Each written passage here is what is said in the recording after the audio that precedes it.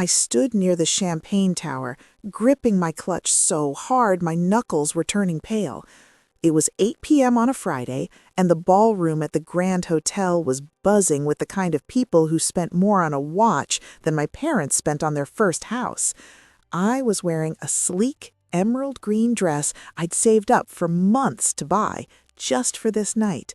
This was supposed to be Malik's big night, the night he secured the partnership that would launch his tech firm into the stratosphere.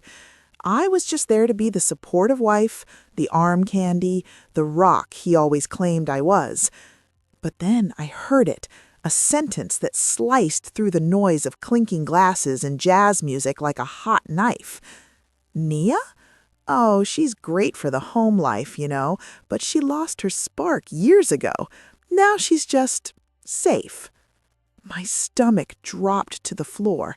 I froze, my eyes locking on my husband, Malik. He was standing 10 feet away, his back to me, talking to a woman I didn't recognize. She was stunning, tall, dark skin that glowed under the chandeliers, wearing a gold suit that screamed power. Malik had his hand resting on her lower back, way too familiar for a business meeting. He leaned in close, that charming smile plastered on his face, the same smile he used to give me when we first met at Howard University. "You know how it is," Malik continued, his voice dripping with a mix of arrogance and pity. "Some women are built for the climb, and some are just meant to wait at the base camp. My wife, she's definitely base camp material. No fire left in her." The woman laughed, a low, throaty sound, and Malik laughed with her, leaning in to give her a hug, a long, lingering hug. I felt like the wind had been knocked out of me. Base camp? Safe? I was the one who worked double shifts to pay for his coding boot camp. I was the one who proofread every single one of his pitch decks until 3 a.m. I was the one who put my own dreams of owning a bakery on hold so he could chase his empire. And here he was, hugging a stranger and burying me before I was even dead. This is where the story truly begins. Before we dive in, what time is it where you are? Which country are you watching from? Leave a comment and let me know. And please hit that like button and subscribe to become part of the Family Fractures community for more inspiring stories. I wanted to run. Every instinct in my body screamed at me to turn around, march out those double doors, and call an Uber. My face felt hot, and tears were stinging the back of my eyes. But my fate wouldn't move. I was rooted to the spot, watching my husband of 5 years flirt with this powerful stranger while reducing me to nothing more than a piece of furniture. Malik finally pulled back from the hug, but he kept his hands on her arms, looking down at her with a hunger I hadn't seen directed at me in a long time. "So," Malik said, his voice dropping an octave, "now that you know my situation at home isn't exactly inspiring, maybe we can discuss what a real partnership looks like. I need someone with vision, someone with your kind of energy." I held my breath, waiting for the woman to brush him off, or maybe slap him, but she didn't. Instead, she took a step back, her face unreadable. She tilted her head, her long braids shifting over her shoulder, and for the first time, her eyes scanned the room. They moved past the waiters, past the investors, and locked directly onto me. My heart stopped. I expected her to look away, to dismiss me just like Malik had, but she didn't. Her eyes narrowed, and a slow, terrifying smile spread across her face. It wasn't a friendly smile. It was the kind of smile a predator gives before it pounces. She whispered something to Malik, and he whipped his head around, his face going from charming to panicked in a split second when he saw me standing there. But it was too late to hide.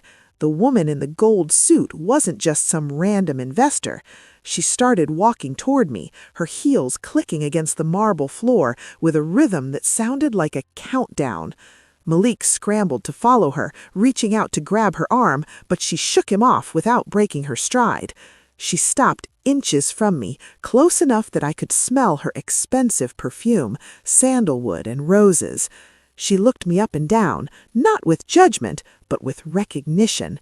Then she spoke, her voice loud enough for the nearby circle of executives to hear. "So this is the boring wife with no spark?" she asked, raising her eyebrow. I opened my mouth to defend myself, to say something, anything, but she cut me off before I could speak. She turned back to Malik, who was now sweating through his custom suit, and said something that made the entire room go silent. "That's funny, Malik," she said, her voice turning ice cold, "because looking at her, I think I just found exactly what I've been looking for, and I don't think she's the one who's about to lose everything." Malik looked like he'd seen a ghost. His mouth opened and closed like a fish out of water, but no words came out. The arrogance that was dripping from him just seconds ago had evaporated, replaced by pure, unadulterated panic. I didn't mean," Malik stammered, reaching for his tie like it was suddenly choking him. "It was just a joke, you know? Just guys talking shop. Naya knows I love her, right, babe?" He turned to me, his eyes pleading, begging me to play along, to be the safe wife, to smooth things over like I always did. He wanted me to smile, laugh it off, and tell this powerful woman that yes, I was boring, and yes, Malik was the star. For a second, habit almost took over. I almost opened my mouth to save him. But then I looked at the woman in the gold suit. She wasn't looking at Malik. She was staring right at me, her dark eyes intense and calculating. "I don't think it's funny," she said, her voice smooth like velvet but sharp as a razor. "And I don't think you know who you're talking to, Malik, or who you're living with." She reached into her blazer pocket and pulled out a sleek black metal business card. She bypassed Malik completely and pressed it into my hand. Her fingers were warm and her grip was firm. "My name is Ayanna Belogan," she said. "I'm the CEO of Nexus Global, and I've been following your husband's pitch for weeks. But honestly, the only thing interesting about his proposal was the market research data. Data that had a very specific flavor, a flavor I recognize." She leaned in closer to me, ignoring Malik's gasp. "Call me tomorrow, Naya. We have things to discuss, things that have nothing to do with base camp." With that, she turned on her heel and walked away, the crowd parting for her like the Red Sea. Malik stood there, frozen. I looked down at the card in my hand, Nexus Global, Ayanna Belogan. Everyone in the tech world knew that name. She was a billionaire investor from Lagos who made or broke careers before breakfast. And she had just handed her personal number to me, the boring wife. "Naya," Malik hissed, grabbing my elbow. His grip was tight, painful. "What did you say to her? Did you know she was going to be here? You're trying to embarrass me, aren't you?" I yanked my arm away, my heart pounding so hard I could feel it in my throat. "I didn't say a word, Malik. You did. You said plenty."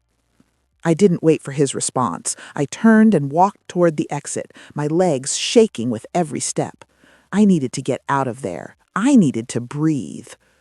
As I sat in the back of the Uber watching the city lights blur past the window, my mind drifted back to 3 years ago, back to when safe wasn't a word anyone would have used to describe me.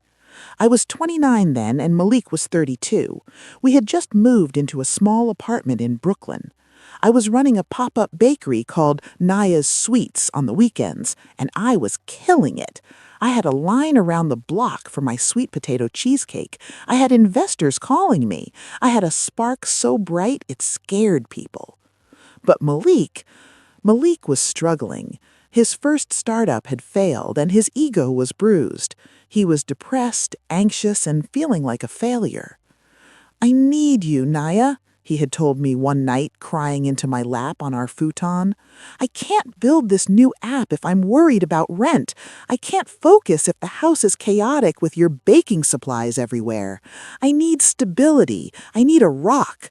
Can you just pause your dream for a little bit? Just until I make it. Then, I promise, I'll fund your bakery myself. I'll build you a castle." I loved him. I loved him so much it hurt. So I did it. I closed the pop-up. I took a boring administrative job at a dental office because it had health insurance for both of us. I stopped staying up late testing recipes and started staying up late proofreading his code. I made myself smaller so he could feel big. I dimmed my light so he could shine. And for 3 years, I told myself it was temporary. I told myself we were a team. The Uber pulled up to our townhouse, the one we bought with his bonus last year. The house that was always clean, always quiet, always safe. I paid the driver and walked up the steps, my key heavy in my hand. I walked into the dark hallway, the silence of the house pressing down on me. But the silence didn't last long. 5 minutes later, the front door slammed open. Malik stormed in, his tie undone, his face twisted in a way I hadn't seen since his first company went under. He didn't look sad this time. He looked dangerous. "You think you're smart?" he shouted, kicking the door shut behind him. The sound echoed through the house like a gunshot. He marched into the living room where I was standing, getting right in my face. I could smell the champagne on his breath. "Give me the card," he demanded, holding out his hand. "She only gave it to you to get to me. It's a tactic. Give it to me." I clutched my purse tighter. "No." "No?" Malik let out a harsh, disbelief-filled laugh. "Naya, don't be stupid. You don't know how this game is played. You bake cakes. You file papers. You don't handle billion-dollar deals. Now give me the card before you ruin our lives." "I'm not giving you anything, Malik," I said, my voice shaking but my feet planted firm. "And she didn't give it to me to get to you. She said she liked the market research, the data." Malik's face went pale. The anger drained out of him for a split second, replaced by pure fear. He took a step back, looking like I had just pulled a weapon on him. "What?" he whispered. "What did you say?" "She said she recognized the flavor of the data," I repeated, watching his reaction closely. "Why would that scare you, Malik, unless—" And then it hit me. The late nights he spent working, the way he never let me see the final presentations, the way he asked me casual questions about my old bakery customers, about trends, about what people were buying. Malik lunged for my purse, desperation in his eyes. "Naya, stop! Don't look at it! You don't understand!" But I was faster. I backed away, pulling the black metal card out. I flipped it over. In the dim light of the hallway, I saw something written on the back in silver marker. It wasn't a phone number, it was a website address and a password. And below it, 3 words that changed the air in the room completely. 3 words that told me my husband hadn't just insulted me, he had stolen my entire soul. "Give it to me, Nia," Malik screamed, his hand swiping just inches from my face. I didn't think, I just reacted. I dodged his grasping fingers, kicked off my high heels so I could move faster, and bolted up the stairs. My heart was hammering against my ribs like a trapped bird. I heard Malik's heavy footsteps thundering behind me, stumbling slightly on the first step.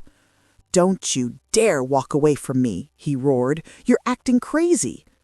I reached the master bedroom, slammed the door, and twisted the lock just as his body collided with the wood from the other side. The whole frame shook, and a picture frame fell off the wall, the glass shattering on the floor. It was a photo from our wedding day. The symbolism wasn't lost on me.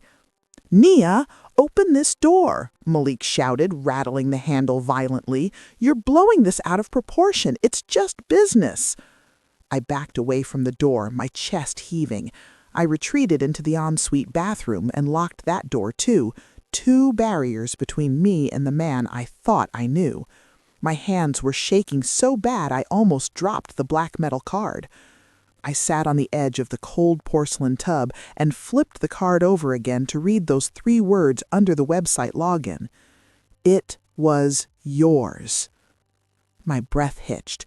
It was yours. What did that mean? With trembling fingers, I pulled my phone from my clutch. I had 1% battery left, just enough. I typed in the URL written on the card, a secure private server for Nexus Global, and entered the password, Spark. The page loaded slowly, the little circle spinning, while Malik continued to scream muffled insults from the bedroom. When the file finally opened, I gasped so loud I had to cover my mouth with my hand. It was Malik's pitch deck, the one he had been working on for 6 months, the one he said was too complicated for me to understand because it involved high-level algorithms. But as I scrolled through the slides, I didn't see code. I didn't see complex Python scripts or cloud architecture. I saw my recipes. I saw my inventory spreadsheets from Nia's Sweets. I saw the customer behavior patterns I had tracked for 3 years in my old notebooks, the ones I kept in a box in the garage. Malik had scanned my handwritten notes about flavor profiles, seasonal buying habits, and supply chain shortcuts for small businesses. He had digitized my brain, put a fancy tech logo on it, and called it the Palette Prediction Model, AI-driven consumer insights. He hadn't built an app. He had just stolen my experience, my hard work, and my intuition and packaged it as his own genius. "You stole it," I whispered to the empty bathroom. "You stole everything." I remembered the nights he would sit with me while I reminisced about the bakery. "So, how did you know to order extra vanilla beans in November before the price hike?" he would ask, typing on his laptop. "Just a feeling," I'd say, "and looking at the harvest reports from Madagascar." "Interesting," he'd mumble. "Go on."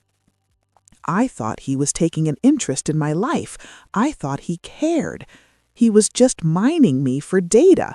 He was stripping me for parts to build his own engine. Tears hot with rage rolled down my cheeks. He called me boring. He called me base camp. But he was climbing the mountain using my map. Outside the door, the banging stopped. A heavy silence settled over the house. Then Malik's voice came through, soft and wheedling. The scary anger was gone, replaced by that smooth, manipulative tone that had kept me docile for years. "Babe, Nia, look, I'm sorry I yelled. I'm just stressed. You know how much this deal means to us, to our future. I did it for us, okay? Ayana, she's just trying to confuse you. She plays mind games. Please, just come out. Let me delete that file and I'll make you some tea. We can talk about reopening the bakery next year, I promise." Next year. Always next year. My phone screen dimmed, warning me it was about to die, but before it did, I swiped to the very last slide of the presentation on Ayana's server. It wasn't part of the public pitch. It was a founder's note, meant only for the eyes of the venture capitalists. It read, "Timeline for Q4, secure funding, relocate HQ to San Francisco, dissolve current marital assets to ensure clean cap table, sole founder status required for IPO." I stared at the words until they blurred. Dissolve current marital assets. He wasn't just stealing my ideas. He was planning to dump me the second the money hit his account. He was going to take my Spark, sell it for millions, and leave me behind in the base camp while he moved to California to live the single CEO life. The phone died, the screen going black. I sat there in the dark bathroom, staring at my reflection in the mirror. The woman looking back at me didn't look safe anymore. She didn't look boring. She looked like a storm gathering strength. "Nia," Malik called out again, his voice getting impatient. "I know you're in there. Don't make me break this door down. You're being childish." I stood up. I wiped the tears from my face. I unlocked the bathroom door, then walked across the bedroom and unlocked the main door. Malik was standing there, his tie loose, looking relieved. He thought he had won. He thought I was going to apologize, hand over the card, and go back to being the good little wife. He reached out to touch my shoulder, a smug little smile playing on his lips. There she is. Now let's just—" I didn't let him finish. I didn't scream. I didn't cry. I looked him dead in the eye, and for the first time in 3 years, I let the real Nia surface. "You're right, Malik," I said, my voice eerily calm. "I have been safe, but you forgot one thing about safety." Malik frowned, confused. "What's that?" "Safety is just a lock," I said, stepping past him into the hallway. The outside door, which Malik had failed to lock in his rage, was pushing open, and the silhouette standing in the doorway wasn't Ayana Balagun. It was someone much worse for Malik, someone he had been avoiding for 5 years. Malik gripped the banister, his knuckles turning white as he peered down into the foyer. The color drained from his face so fast he looked like he might pass out right there on the stairs. Standing in the entryway, shaking rain off a heavy leather jacket, was a man almost as tall as the doorframe. He had broad shoulders, graying hair at his temples, and a face that looked like it had been carved out of granite. It was Darius, Malik's older brother. The same brother Malik had told me was toxic and jealous of his success. The brother Malik hadn't spoken to since our wedding day. "Darius!" Malik's voice cracked, sounding like a teenager who just got caught sneaking out. What are you doing here? How did you get past the gate?" Darius looked up, his eyes hard and tired. He didn't smile.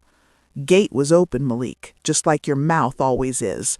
Mama told me you were hosting some big celebration tonight, said you finally made it big. So I figured if my little brother has money for champagne and private parties, he surely has the 50 grand he stole from me 5 years ago." I gasped softly. $50,000? Malik had told me Darius cut him off because he refused to invest in Malik's vision. He played the victim for years. "I didn't steal it," Malik hissed, rushing down the stairs 2 at a time, trying to block Darius from coming further into the house. He put on a fake, shaky smile. "Darius, look, man, it's not a good time. Mia and I are having a private moment. Can we handle this tomorrow? I'll write you a check, I swear." Darius laughed, but there was no humor in it. "A check? Like the one that bounced in 19? Or the one that bounced in 21? I'm not here for paper, Malik. I'm here for wire transfers or assets. I have 3 kids about to go to college, and you're living in a townhouse I know you can't afford." Malik looked back at me, his eyes wide with panic.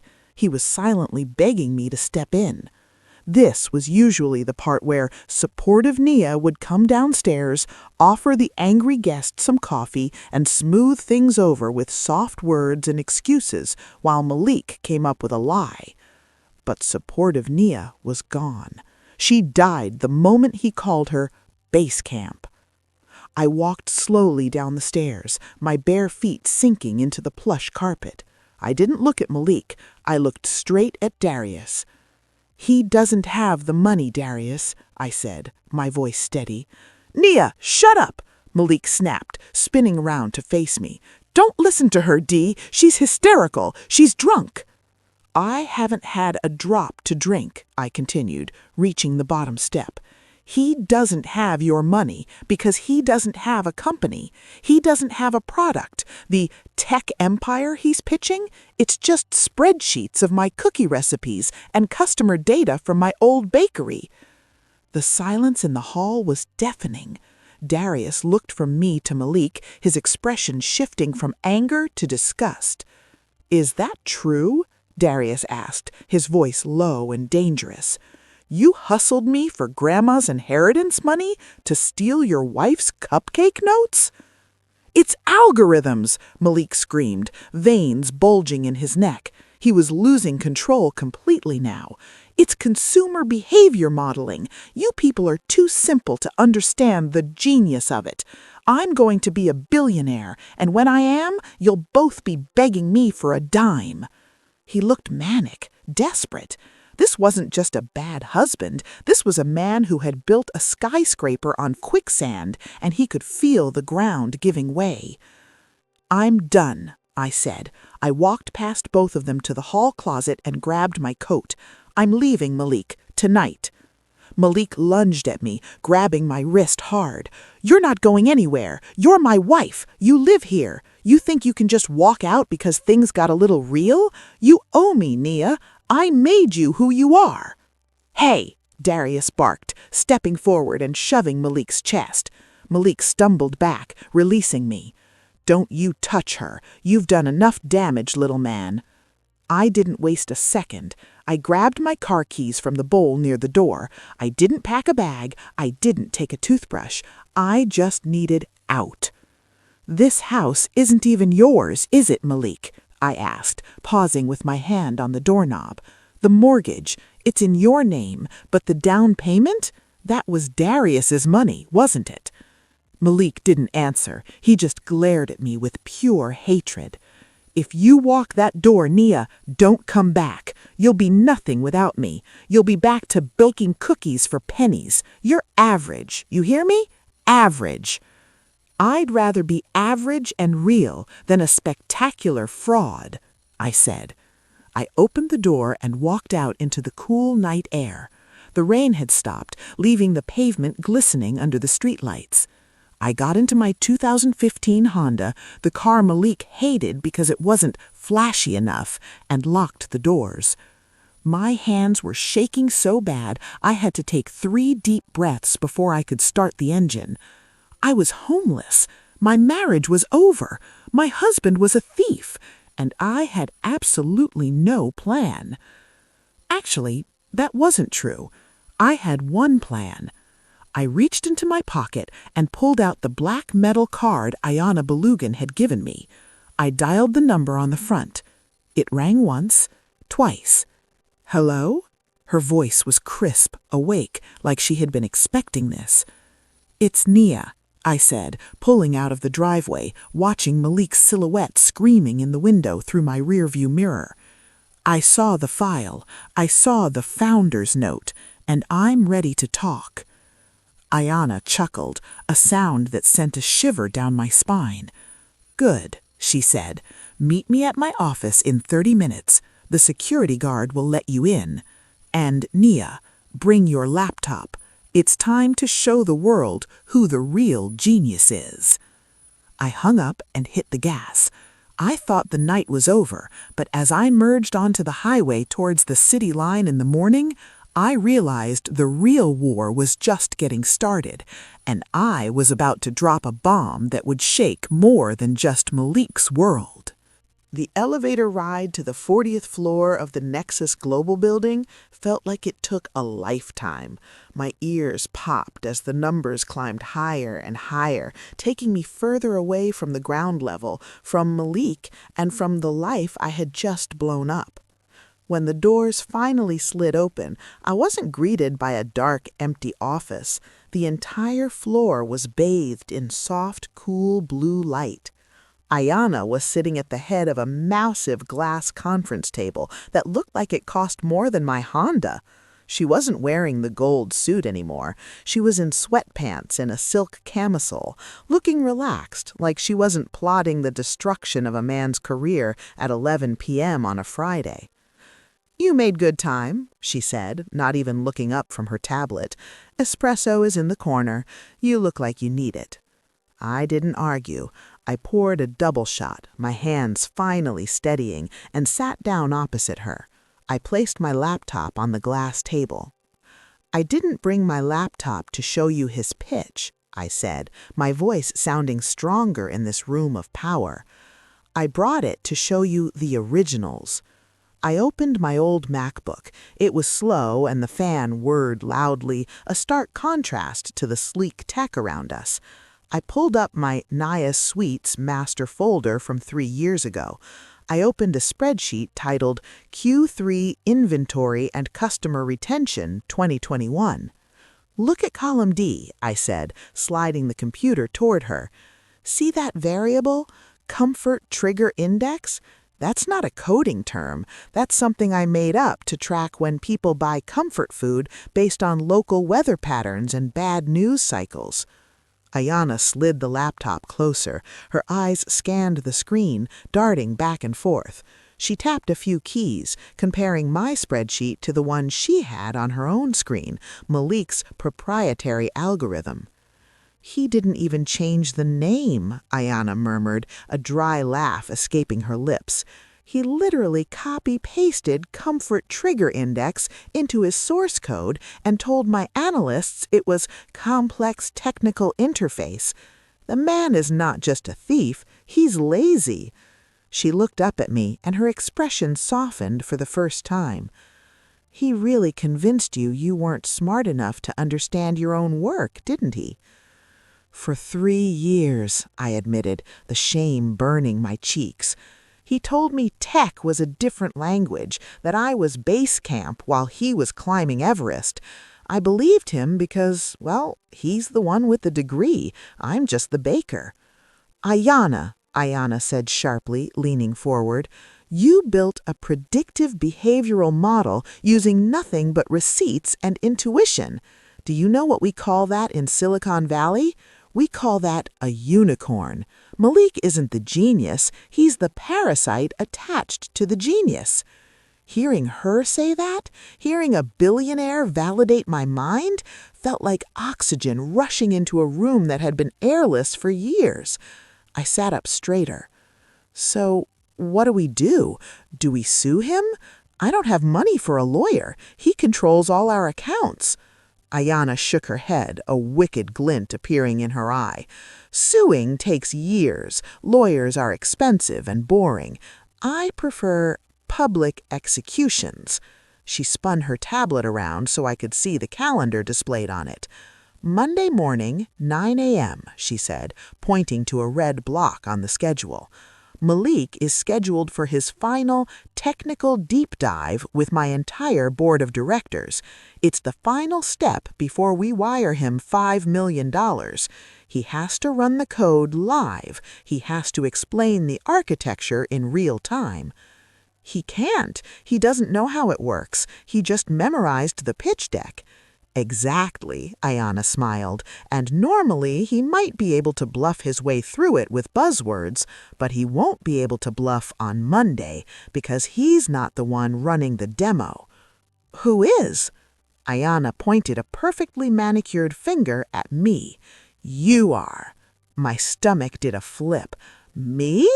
I can't walk into a board meeting at Nexus Global. I'm nobody."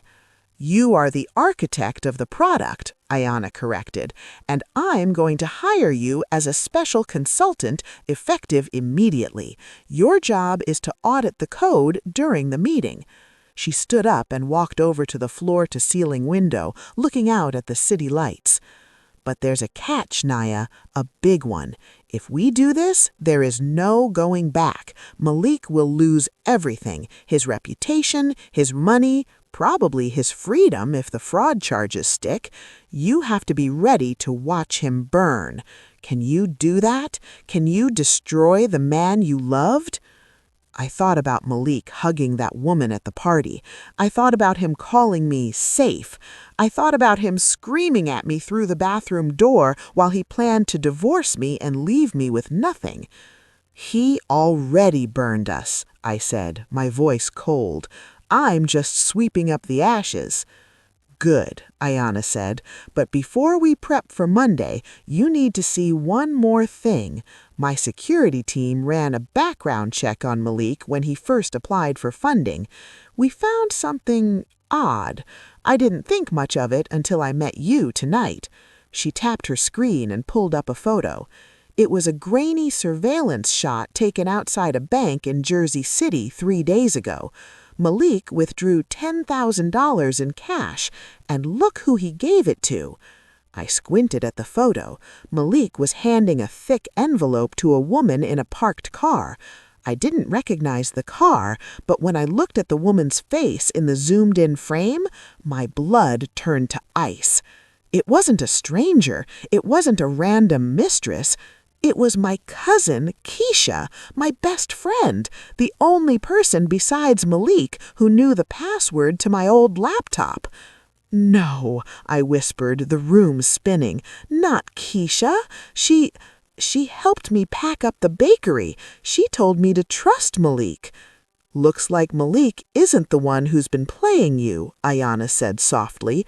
"But don't worry, we're going to deal with her too, because guess who Malik listed as his chief operating officer on the new paperwork?" She swiped to the next slide. There it was, COO Keisha Williams. My hands curled into fists. The sadness evaporated. The shock vanished. All that was left was pure nuclear rage. They hadn't just stolen my work. My entire family had conspired to eat me alive. "Monday," I said, looking up at Ayana. "I want to be there on Monday, and I want front row seats." Ayana grinned. "I'll do you one better. You're going to be leading the meeting. But first, we need to give you a makeover. You can't look like base camp when you bury him." Saturday morning felt like waking up on a different planet. I wasn't in my townhouse with the beige walls Malik loved because they were calming. I was in Ayana's guest suite, surrounded by glass, steel, and the cold realization that my entire life had been a lie. I spent the weekend in what Ayana called boot camp, but we weren't doing push-ups. We were dissecting Malik's stolen pitch deck slide by slide. I explained the logic behind every single data point, how I tracked the rise in cinnamon sales during rainy weeks, how I predicted the comfort food spike of 2022. Ayana's team turned my explanations into hard-hitting questions I would ask Malik on Monday. "He won't know the answers," Ayana said, sipping green juice as we sat on her patio Sunday afternoon, "because he memorized the what, but he doesn't understand the why." "I'm ready," I said, and for the first time, I meant it. But before the battle, I needed armor. Ayana had called in a favor, and a stylist arrived with a rack of clothes that cost more than my student loans. I bypassed the soft, flowy dresses I used to wear to make Malik feel like the man of the house. I went straight for a sharp, tailored white pantsuit. It was crisp, authoritative, and clinical. It looked like the outfit of a woman who didn't come to play, she came to perform surgery. As I checked myself in the mirror, my phone buzzed on the vanity. It was Keisha. Again. She had called 14 times since Friday night. I hadn't answered once. "Answer it," Ayana said from the doorway, leaning against the frame. "You need to know where their heads are at. Play the victim. Make them confident." I took a deep breath and swiped answer. "Keisha!" Keisha's voice shrieked through the speaker, breathless and frantic. "Oh my God, girl, where are you? Malik is losing his mind. He said you ran off with his brother? Please tell me you aren't doing something crazy." Hearing her voice, the voice of the woman who had held my hand at my wedding, who had tasted my first batch of frosting, made my stomach turn. I pictured her in that grainy photo, taking cash from my husband. I'm just at a hotel, Keisha," I said, forcing my voice to sound small and shaky. "I don't know what to do. He yelled at me. He said I was holding him back." "Oh, sweetie," Keisha cooed, her tone dripping with fake sympathy.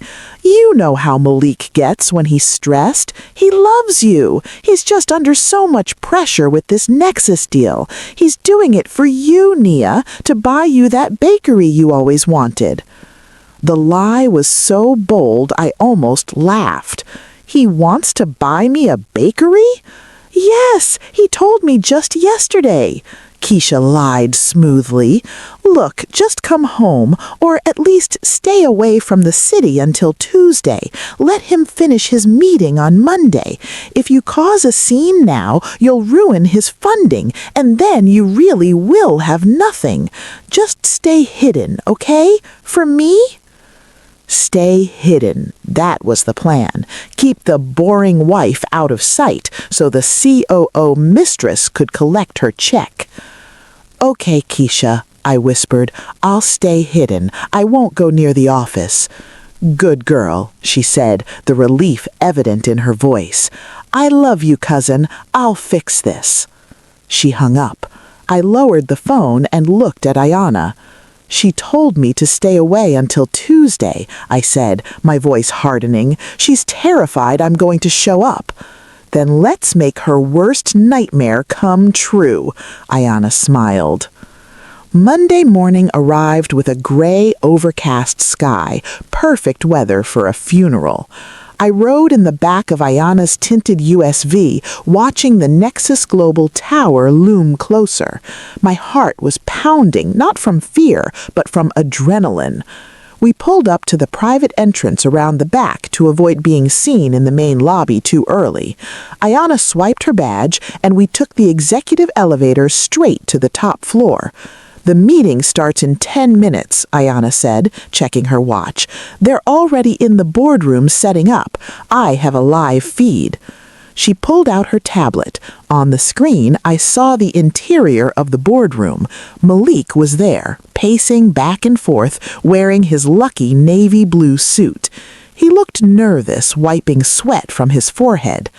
And there, sitting in the chair next to him, was Keisha. She was wearing a headset, typing on a laptop, my old laptop. She looked important. She looked like she belonged there. She reached out and squeezed Malik's hand, whispering something that made him nod. They looked like the power couple they were pretending to be. They look comfortable, I observed, feeling a cold calm wash over me. They think they've won, Ayanna said. They think you're crying in a motel room. Ayanna pressed a button on the wall. It's showtime. Remember, you don't enter until I give the signal. She walked out of her office and down the long glass corridor towards the boardroom. I stood in the shadows of the hallway, waiting. I watched the feed on my phone. I saw Ayanna enter the room. Malik jumped up, flashing his charming smile, extending his hand. Keisha stood up too, looking professional and respectful. Ms. Balagoon, Malik said, his voice oozing confidence. Thank you for this opportunity. We are ready to show you the future of consumer insights. I'm sure you are, Ayanna said, taking her seat at the head of the table. But before we begin, there's been a slight change in protocol. My board felt that your algorithm was uniquely complex, so we brought in an external auditor to verify the data in real time. Malik's smile faltered. An auditor now? But the code is proprietary. We didn't prepare for a third party. Don't worry, Ayanna waved her hand dismissively. She's an expert in this specific field. In fact, she says she knows the source material better than anyone. Keisha looked at Malik, a flicker of worry in her eyes. Who is she? Keisha asked, her voice tight. Ayanna turned her chair towards the double doors. She didn't speak. She just nodded. I took a breath, smoothed down the front of my white suit, and pushed the doors open. The sound of my heels clicking on the polished floor was the only sound in the room. I walked in, head high, staring straight ahead. Malik turned around, annoyed at the interruption. Excuse me? We are in a... His voice died in his throat. His eyes bulged. Keisha gasped, dropping her pen. It clattered loudly on the table. I didn't stop until I reached the empty chair at the opposite end of the table, directly facing them. I placed my hands on the glass, leaned forward, and flashed them a smile that didn't reach my eyes. "Good morning," I said, my voice echoing in the silent room. "I believe you have my laptop, Keisha. I'm going to need that back to run this audit, unless, of course, you want to explain to the board why the Comfort Trigger Index is actually just a recipe for sweet potato pie." The look on their faces was worth every single tear I had cried for 3 years. But just as Malik opened his mouth to stammer a lie, the screen behind him flickered to life, and what appeared on the projector wasn't his presentation. It was something far more damaging, a video file that Ayana's security team had recovered just an hour ago, and it was about to turn his silence into a scream. The boardroom went deathly silent as the video began to play on the massive screen behind Malik. It wasn't a sleek corporate video. It was grainy footage from a home security camera. My home security camera. The one Malik thought he had disabled months ago. On the screen, Malik and Keisha were sitting at my kitchen island. The timestamp was from 3 weeks ago, a day I was visiting my sick mother in the hospital. They were drinking my wine and eating takeout. She has no idea, does she? Keisha's voice on the recording was crystal clear. She was laughing, picking at a salad. She thinks you're stressing over code, and you're just copying her old hard drive. Naya is simple, Malik's voice replied, sounding bored. She's happy with crumbs. Once the Nexus money hits the offshore account, I'll file for divorce. I'll give her the house. It's worthless with the second mortgage anyway. We take the cash, launch the company in your name, and she goes back to baking muffins. And the investors? Keisha asked. They won't know that tech is stolen? Who's going to tell them? Malik sneered on screen. Naya? She doesn't even know what an algorithm is. The video cut to black. In the boardroom, you could hear a pin drop. Malik stood frozen, his face a mask of absolute horror. He looked like he wanted to vomit.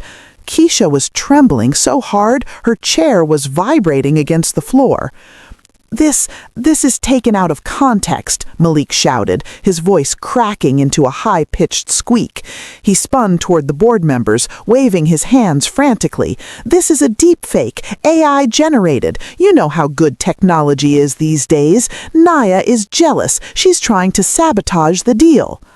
Ayana didn't even blink. She just tapped her finger on the glass table.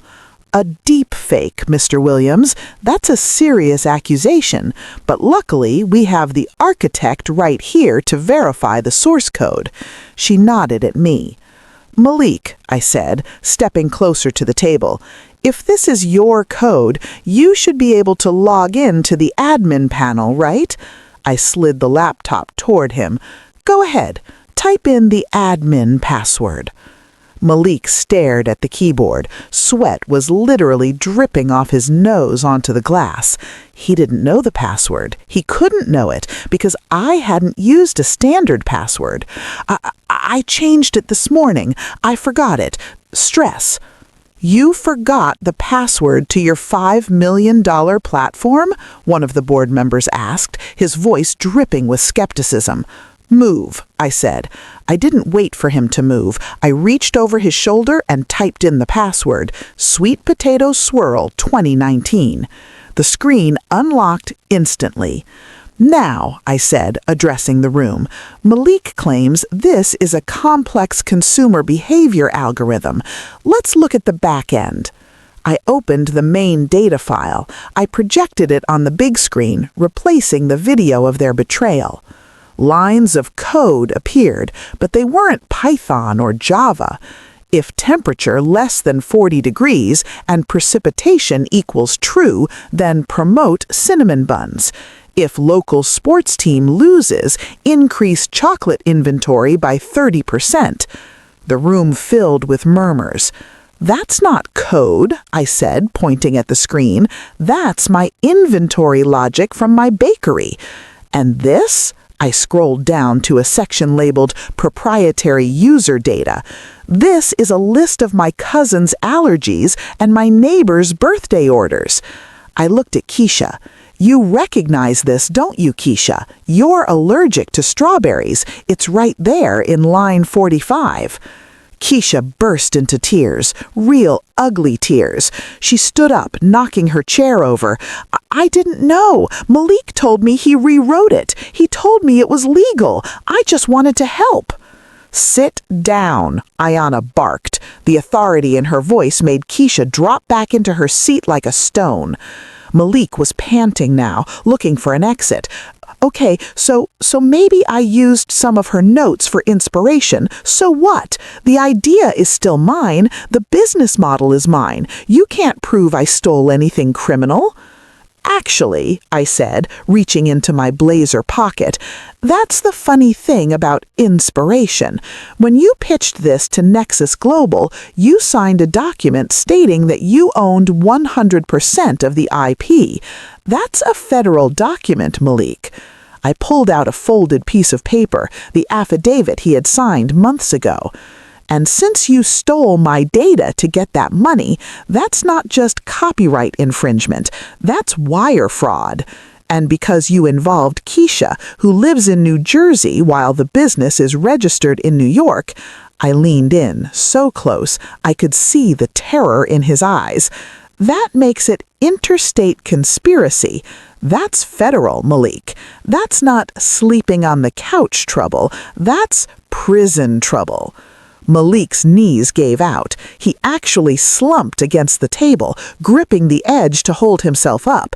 He looked at me, his eyes pleading, searching for the wife who used to forgive him for everything. "Naya," he whispered, "baby, please, don't do this. We're family. We can fix this. I'll give you half. I'll give you the whole company. Just don't let them ruin me." "I'm not ruining you, Malik," I said, feeling a weight lift off my chest. "I'm just the auditor. I'm just checking the math, and the math says you're zero." Ayana stood up. "Meeting adjourned. Security, please escort Mr. Williams and Miss Williams to the waiting room." "The waiting room?" Malik asked, a glimmer of hope in his eyes. "So we can still talk? We can work something out?" Ayana smiled, but it was the scariest smile I had ever seen. "Oh no, Malik, we're not talking anymore. We're keeping you in the waiting room because the people coming up the elevator right now aren't investors, and they have some very specific bracelets they want you to try on." The double doors of the boardroom swung open, but it wasn't the police who walked in first. It was two large, stone-faced security guards wearing Nexus Global uniforms. They stepped aside, clearing a path for a tall woman in a trench coat, followed by two uniformed officers. The woman flashed a gold badge. Detective Okeke, NYPD Financial Crimes Division. Malik Williams, Keisha Williams. Malik's face went from pale to a sickly shade of gray. He looked at the badge, then at me, then at the window, like he was calculating if he could survive the jump from the 40th floor. This is where the story truly begins. Before we dive in, what time is it where you are? Which country are you watching from? Leave a comment and let me know. And please hit that like button and subscribe to become part of the Family Fractures community for more inspiring stories.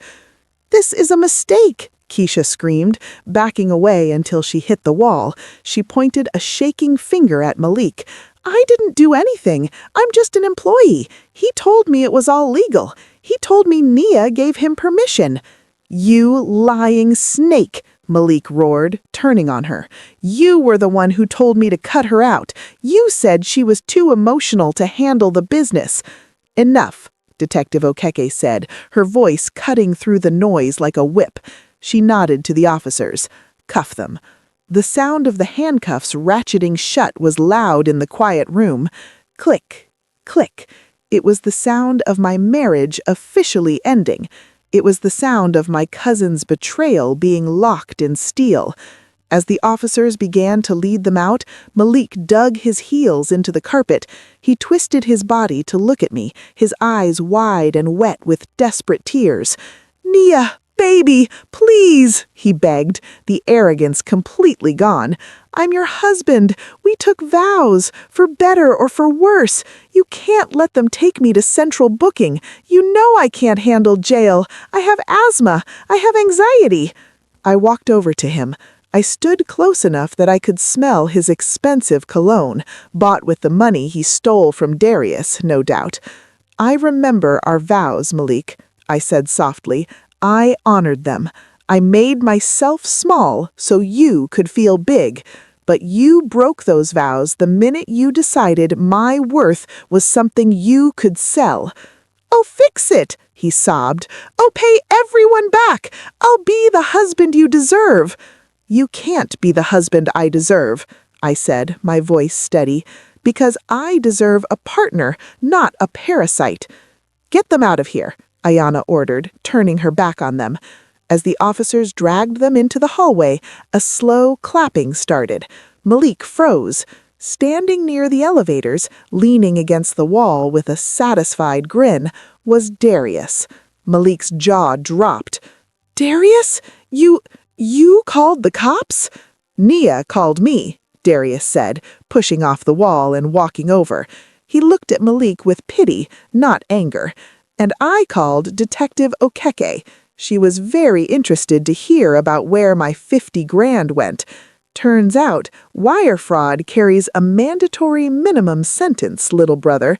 You finally made it to the big leagues. Malik slumped, defeated. The officers marched him and Keisha into the elevator. The last thing I saw before the doors slid shut was Keisha's mascara-streaked face glaring at me with pure hatred, and Malik's head hanging low, looking at the floor.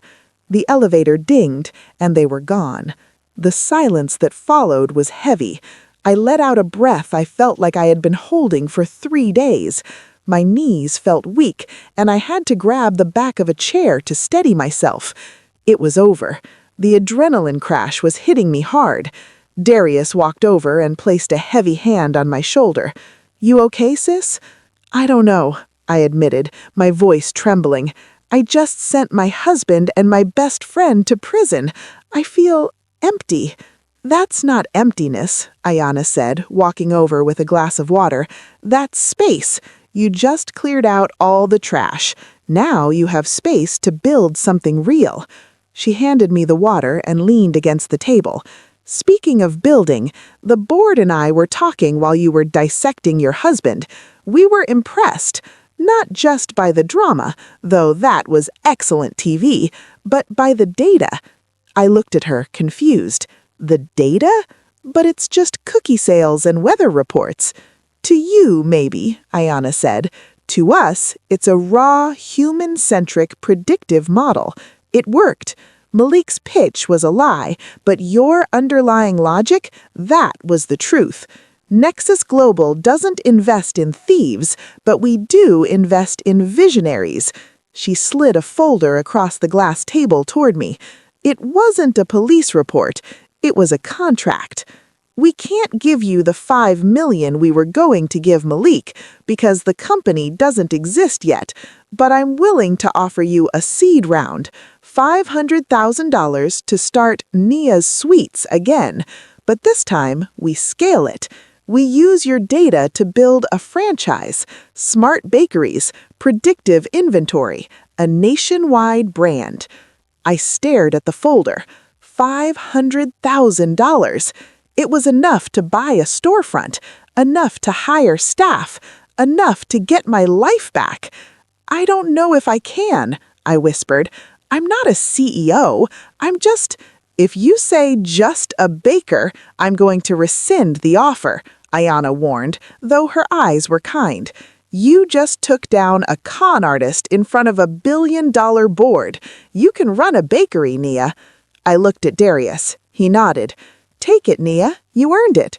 I reached for the pen. My hand hovered over the paper. This was it. The fresh start. The happy ending. But then my phone buzzed in my pocket. A single text message. I pulled it out, expecting it to be a spam message, or maybe my mom asking why Keisha wasn't answering her phone. It was from an unknown number. You think you won. Malik might be stupid, but he wasn't working alone. You checked the bank accounts, but you didn't check the safety deposit box, the one in your name. Better get to the bank before the Fed sees what's inside. K. The blood drained from my face. The pen clattered on the glass table. Nia, Ayana asked, sensing the shift in my mood instantly. What is it? We missed something, I whispered, staring at the screen. "Keisha, she says there's a safety deposit box in my name." "So?" Darius asked. "It's probably empty." "No," I said, a terrible realization dawning on me. "Malik asked me to sign some papers at the bank 3 years ago. He said it was for the mortgage. If he opened a box in my name and put something illegal inside—" I looked up at Ayana, panic rising in my chest again. "If the feds find it, they won't just arrest Malik, they'll come for me." Ayana grabbed her coat. "Then we need to get to that bank, now." "Step on it," Ayana told her driver, her voice calm but commanding. The heavy SUV surged forward, weaving through the late-morning traffic like a guided missile. I sat in the back seat, sandwiched between Ayana and Darius, my hands shaking so hard I had to clasp them together in my lap. "How could there be a box in my name?" I asked, my voice barely a whisper. "I never opened one. I never signed for one." "Think, Naya," Darius said, his eyes scanning the street outside for police cars. 3 years ago, did he ever take you to the bank? Maybe for the mortgage or a joint account?" The memory hit me like a physical blow. "The notary!" I gasped, "right after we bought the townhouse. Malik said the bank needed updated signatures for the deed. He brought a notary to the house. I signed a stack of papers an inch thick. I didn't read them all. I trusted him." "Standard con," Ayana murmured, typing furiously on her phone. "Hide the crime behind the mundane. He probably slipped a lease agreement for the box into the mortgage paperwork. If the Fed open that box and find money laundering documents or offshore accounts with your signature, the narrative changes. You stop being the victim and start being the mastermind." My phone buzzed again, another text from the unknown number. "Tick-tock, wifey, the feds are on their way. 15 minutes. "It's a bot," Ayana said, glancing at my screen. "A scheduled message. Malik set this up as a failsafe. If he didn't check in by a certain time, because he's in handcuffs, the system starts threatening you. He wants you to panic. He wants you to run." "Or he wants me to get caught holding the bag," I said, a cold sweat breaking out on my neck. The car screeched to a halt in front of the First National Bank. Ayana didn't wait for the driver to open the door. She was out on the pavement instantly, her trench coat billowing behind her. Darius and I scrambled to keep up. "Ms. Balagun," the bank manager stammered as we burst through the revolving doors. He looked terrified. We weren't expecting you. I saw the news about the arrest." "Cut the pleasantries, Mr. Henderson." Ayana marched past the tellers toward the vault. "Mrs. Williams needs to access her safety deposit box immediately. Box 404.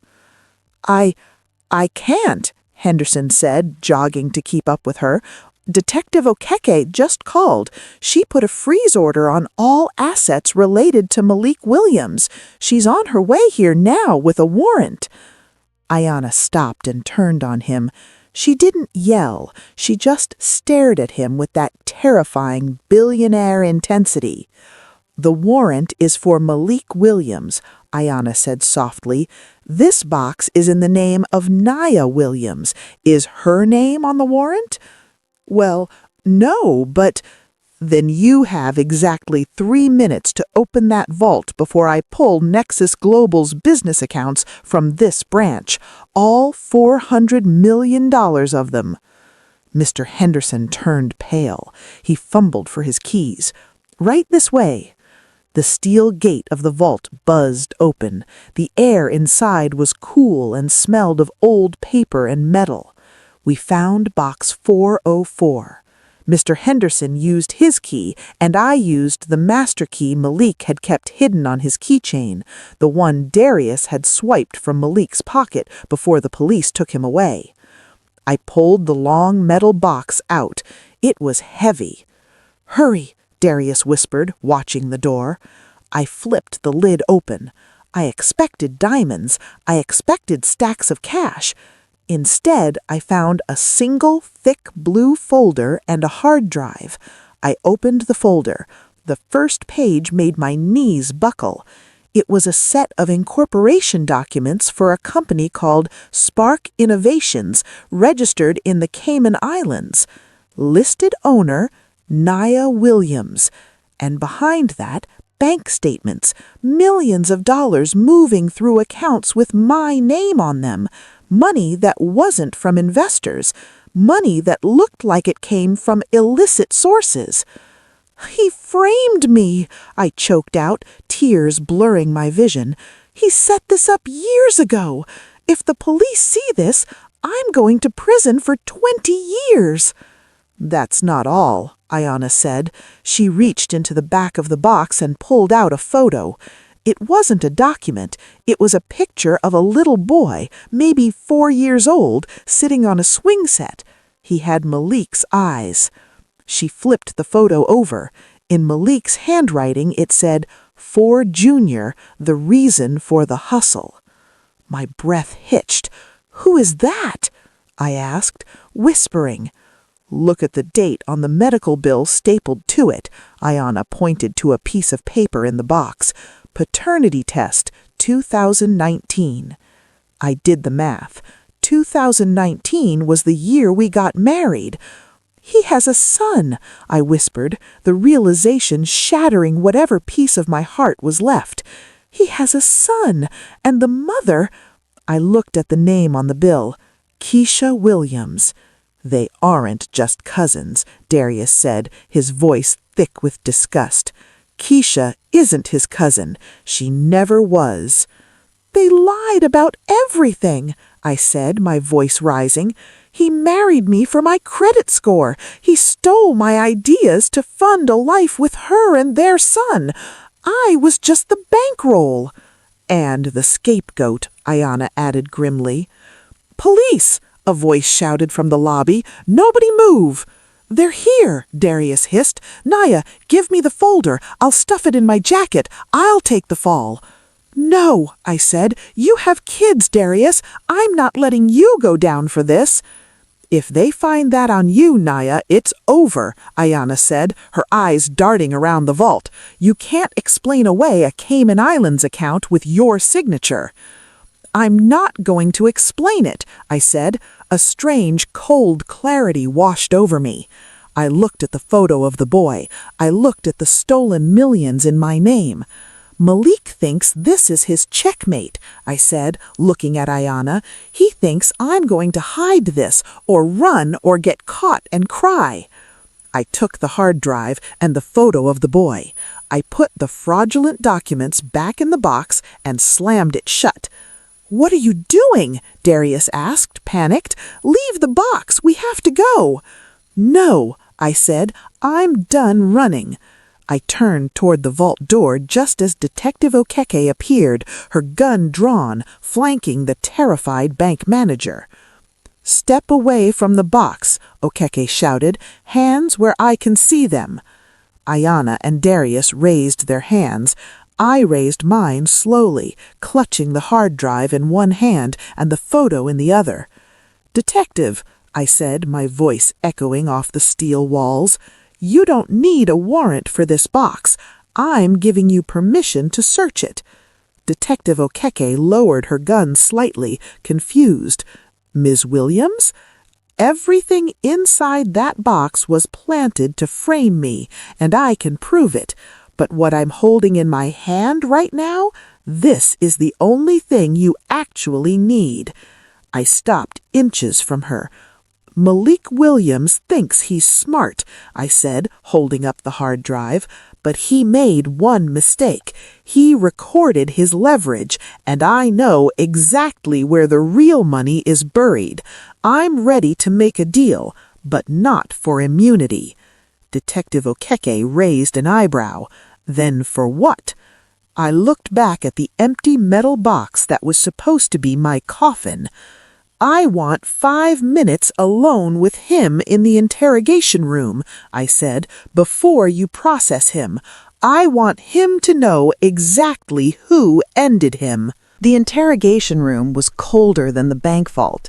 It smelled like stale coffee and fear. Malik was sitting at the metal table, handcuffed to the chair. When the heavy door buzzed open and I walked in, he looked up with a spark of hope that made me sick to my stomach. "Nia!" he gasped, leaning forward as far as the chains would allow. "Thank God! Did you tell them? Did you tell them the accounts were a mistake? I told Okeki that I was just trying to surprise you with a retirement fund. We can still fix this, baby. Just tell them you signed those papers knowingly." I didn't sit down. I stood on the other side of the glass, looking at the man I had shared a bed with for 5 years. He looked small, pathetic. "I didn't tell them it was a mistake, Malik," I said, my voice dead calm.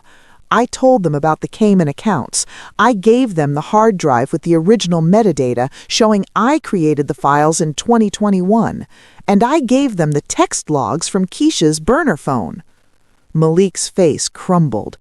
"Keisha? You talked to her?" "No," I said, "but the police did. And the funny thing about loyalty built on greed, it breaks really fast. Keisha is in the next room cutting a deal right now. She's telling them everything, Malik. The wire fraud, the identity theft, the fake investors." Malik began to shake, tears streaming down his face. "She's lying. She's the mastermind. I just wanted to give us a good life." I reached into my pocket and pulled out the photo I had taken from the safety deposit box. I slid it across the metal table. "And him?" I asked. "Did you want to give us a good life, or did you want to give it to Junior?" Malik looked at the photo of his son, the son he had with the woman he pretended was his cousin. The air left his lungs in a wheezing gasp. He couldn't speak. He couldn't lie.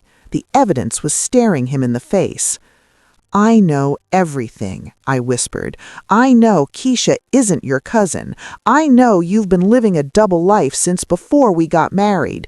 You used my credit to buy her a car. You used my recipes to build her a future. You looked me in the eye every day and hollowed me out so you could fill her cup."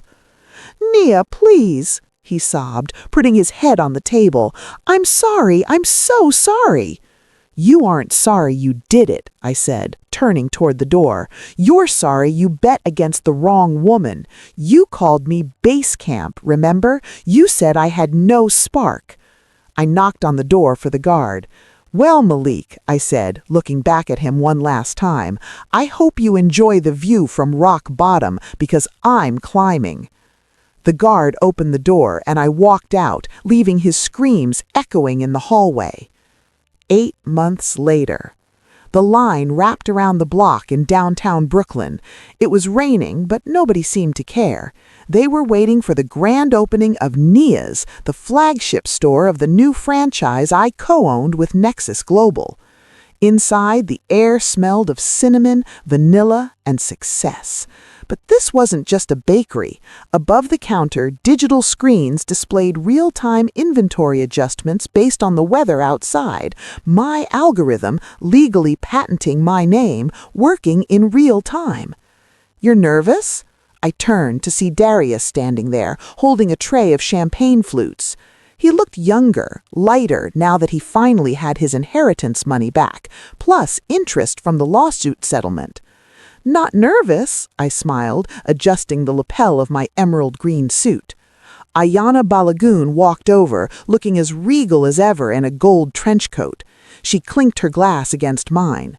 "To the boring wife," she teased, a genuine smile lighting up her face. "To the spark," I corrected, taking a sip.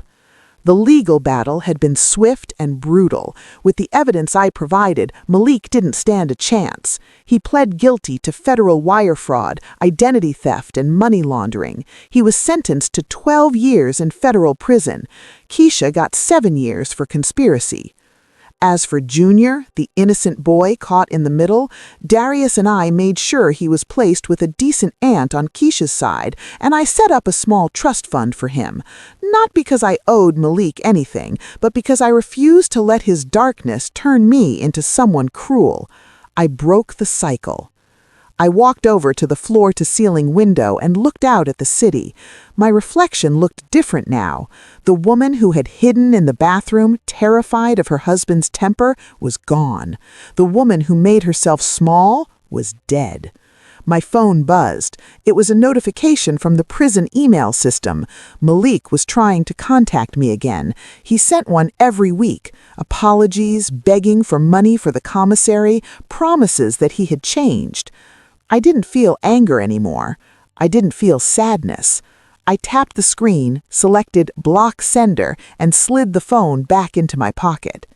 "Mia!" Ayana called out. "They're ready for the ribbon cutting." I walked out the front doors to the cheering crowd. Flashbulbs went off. Reporters were shouting my name, not as Malik's wife, but as Nia Williams, CEO. I took the giant scissors in my hand. I looked at the ribbon. It was the same shade of blue as the comfort blanket Malik used to wrap me around when he was manipulating me. I sliced through it with a satisfying snip. The crowd roared, the doors opened, and as I walked into my future, I realized something important. Malik was right about one thing. I was dangerous. I was a force of nature. He just made the mistake of thinking he could control the weather. Now I was the storm, and the sun was finally coming out. This is Nia, signing off. If you've ever let someone dim your light to make themselves shine brighter, let this be your sign to flip the switch. You are not base camp. You are the summit. Thanks for watching The Family Fractures. If this story sparked a fire in you, hit that subscribe button and share this with someone who needs to hear it. Stay strong, stay sharp, and never let them steal your recipe. See you in the next story.